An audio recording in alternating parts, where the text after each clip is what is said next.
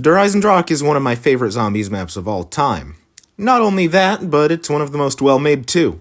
I think that DE is the closest thing to perfect this series has. My aim in this video is to outline the greatness of Eisendrache, even if it's already considered one of the greats. I say that, but to start, I'm talking about the intro cutscene. It's honestly the worst thing about the map, although it's a good sign when the worst thing is not actually part of it. Anyway, the reason I don't like it is because it's the only 2D cutscene in the game. It just doesn't match well with everything else. The art is good, but I can't help but wish for more.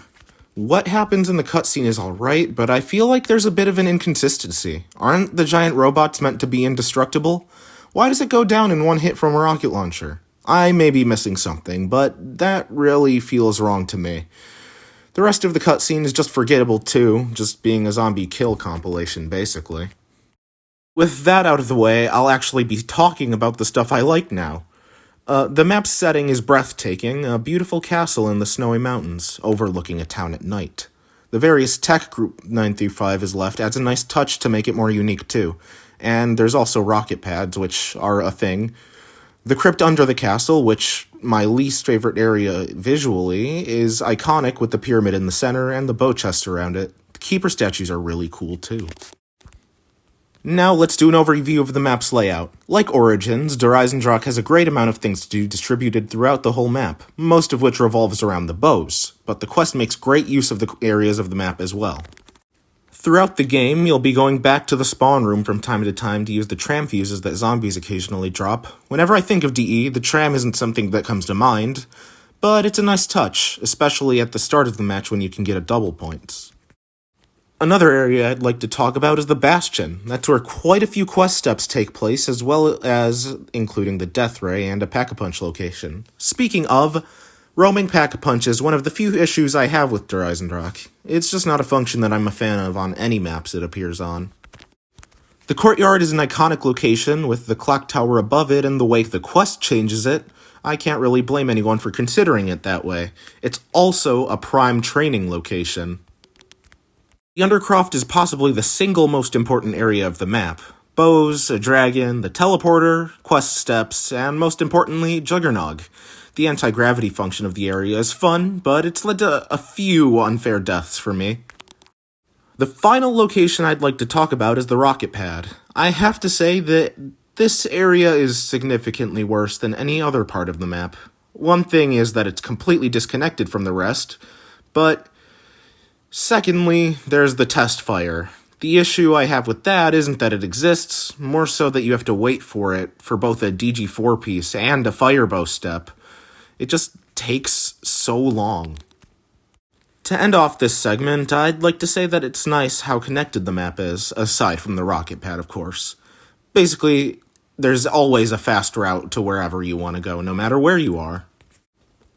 All the weapons added on the map are amazing, and in my opinion, Eisendrache has the best version of the 4 elemental weapons. For starters, I really like how they all stem from the Wrath of the Ancient's bow, which is acquired from the 3 dragons around the map. It simplifies things quite a bit, rather than having to get 5 parts for each staff like on Origins. Now I'm going to go through the upgrades for each bow, starting with the Storm Bow. Even though it's the strongest, I find it's one of the easiest to make. Its only difficulty, really, comes from hitting precision shots to light some bonfires, and to zap them as well. The other stuff you have to do is soul box and wall running. The Storm Bow itself is great, and it's the most powerful one.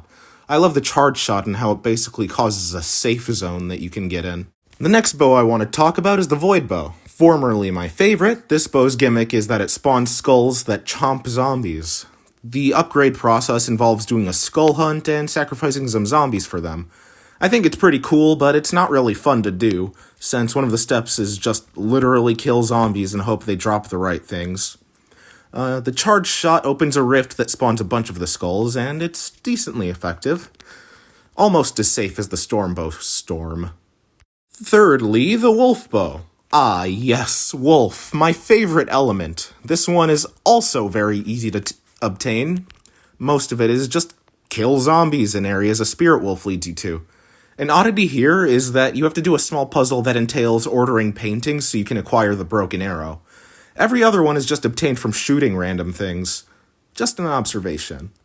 You charge shot is a wave of spirits that knock zombies around. It's simple, yet effective.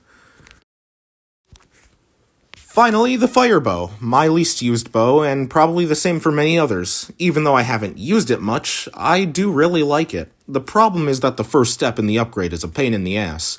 Wait for the rocket test, and after it's over, run out and shoot a glowy thing. For some reason, it doesn't trigger what feels like 80% of the time. That's why I don't really like making this bow. On the other hand, every other step is really fun. There's the precision shots you have to make from Wonder Sphere flings, which are awesome. They're really satisfying to pull off.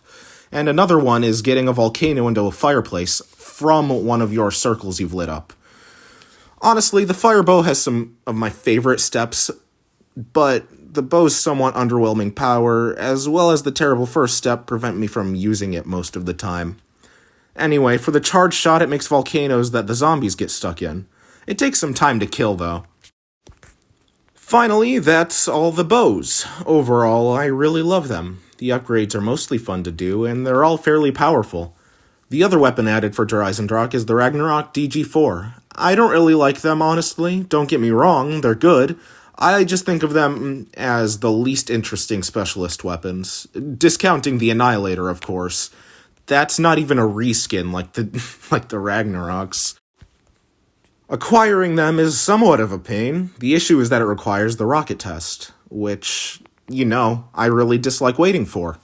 It just destroys the flow to the game. The other two are quick and easy to get, though. One is from the Wonder Spheres after you use the Death Ray, and the other is from the Panzer. Yeah, he returns, by the way. The Panzer kinda sucks on this map. Remember how I praised it to no end on Origins? Well, here they're more of an annoyance. Still, they're strong, if not stronger than before, but their new weapon, the shock charges, are a pain. I say that, but it's actually not that bad when it's only one Panzer. The charges slow you and blur your vision, also damaging you slightly. I don't really think I have to explain why that's a bad thing in zombies, but, being able to move around is kinda important. The only other special enemy on the map are the Hellhounds. All I need to say is that a dog round is a free round. Actually, there is one other enemy. It's at the end of the quest. DE's quest is easily my favorite part of the map. Every time I play it, I can't help but go for it. The steps are all simple, and there's a good challenge at the end. Like my previous video, I'll go step by step. First of all, make a bow for each player. Unless you're on local play, then you have to make them all regardless, which is why I said I usually make them all in my last video. Step 2 is the worst step, not because it's bad, but because it's tedious. You gotta use one of the bows to shoot the prongs on the teleporter, then hunt around the map for 4 wisps. This usually entails running around the whole thing like 2 or 3 times. All I can say is, thank God there's no wisp at the rocket pad. Once you've done that, use the teleporter to go back in time and grab some items and a code. The first time I did this, my mind was blown. Not exactly sure why, but it's probably because it's almost an interactive cutscene with, a real person, which is really rare in zombies. Next up, you gotta set the death ray to protect and enter the code you got to the nearby monitors. This will allow you to open the safe near the teleporter and get some fuses to complete the death ray. Next up, you have to play Simon Says on the monitors at the Bastion and the rocket pad. Once you succeed, an amazing moment awaits. All you gotta do is return to the Bastion, interact with the green light on the death ray, and watch the show.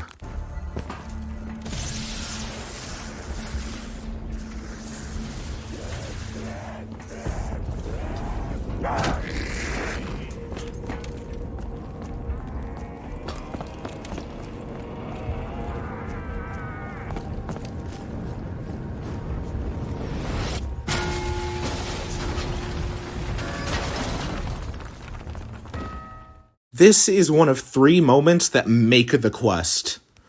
Anyone would agree. Next up, you have to do the wisp step again, just to go back in time for a stone tablet. It would be nice if you could just grab that your first time around, but It's not the biggest issue. Next up is one of my favorite steps. You have to pick up the goldenrod from the rocket wreckage, place it in the altar near the Wrath of the Ancients, and follow the Spectral Keeper. He'll go to certain areas of varying danger where you have to fill up a soul box. Each of them corresponds to one of the bows you've made, and once you've done all of them, you gotta go with the Keeper back down to the Undercroft. The next step is the boss fight, and it's the first one in Zombies, the first real one anyway. Place your Ragnaroks at one of the glowing tiles, and you'll be transported to the arena. The arena is amazing. Pure darkness lit only by the Keeper's aura, with dragon statues encircling the center of the room. In the battle, you'll be dodging volcanoes, skulls, electricity. No wolves, though. Once the Keeper... Wait a minute, there are wolves! Oh my god. Sorry about that. Once the Keeper charges for the electric attack, you must place the Ragnaroks under him. Once he descends upon him, he will be stunned. That's your opening. Rain arrows into his chest, and if this is done successfully, the Keeper will leave, and you'll have to fight waves of panzers. And skeletons. I forgot to mention that the zombies are replaced by them. Kill them all, rinse and repeat 2 more times, and you've done it. Upon the Keeper's defeat, return to the castle, and you take the summoning key to the Bastion monitors, which I forget to do every single time. I always go up to the monitors and forget the summoning key. Anyway, what follows is a truly legendary event.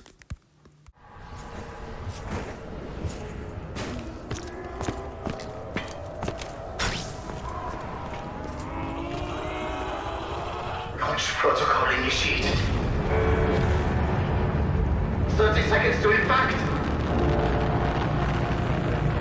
You're reading multiple rocket launches. What have you done? You are a fool, Beethoven! Even the destruction of this facility and my own death will not prevent the advancement of our cause. You have stopped nothing!